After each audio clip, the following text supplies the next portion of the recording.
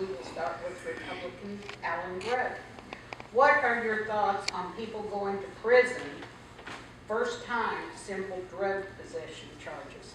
I don't think that's really appropriate. I think you've got to attack that problem at the base and deal with the antisocial behavior to get treatment meaningfully,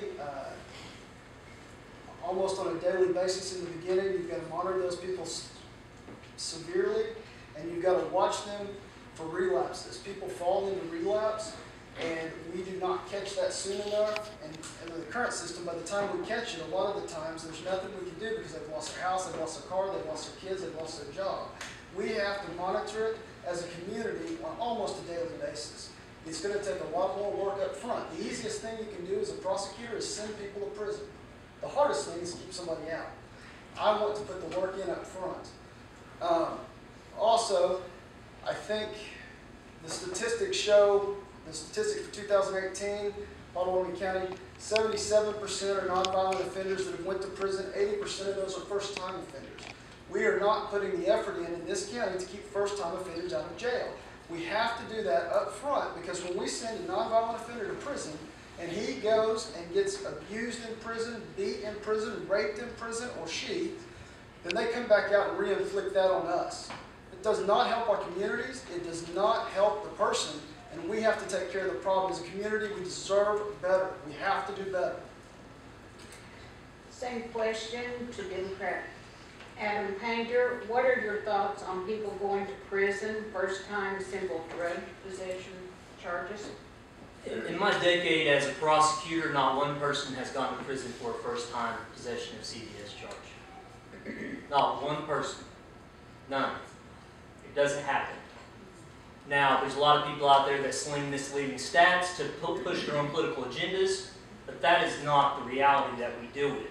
On a daily basis, the reality is if you have a first-time simple possession, A, it's a misdemeanor, you get probation, you don't go to jail, period, for a misdemeanor, rarely.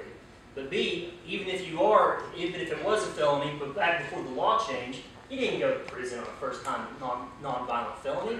You went through multiple levels of probation, sometimes 6 or 7 or 8, before you finally get to the point where we have no more resources, nothing else to throw at them, and then what are you left with a person that continues to victimize the community, continues to use drugs, continues to drag their children into that cycle of violence?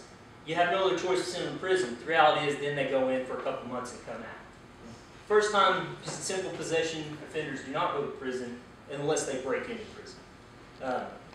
Our philosophy has been to get those people the treatment that they need. The treatment that they need. The reality is you can't hold a gun to their head.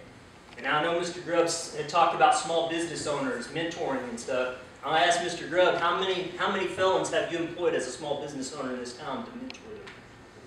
The answer is 0. The answer is 0. If you ask me a question, it's 5. The reality is the programs and the funding out there are severely lacking for people who suffer from substance abuse and mental illness. There are not funds out there right now for available alternative courts. This is the first year in 15 years that the state legislature has granted additional funds for us to implement a mental health court, and we are finally going to get it because we are at the top of their list because our DA's office has been advocating for it for years.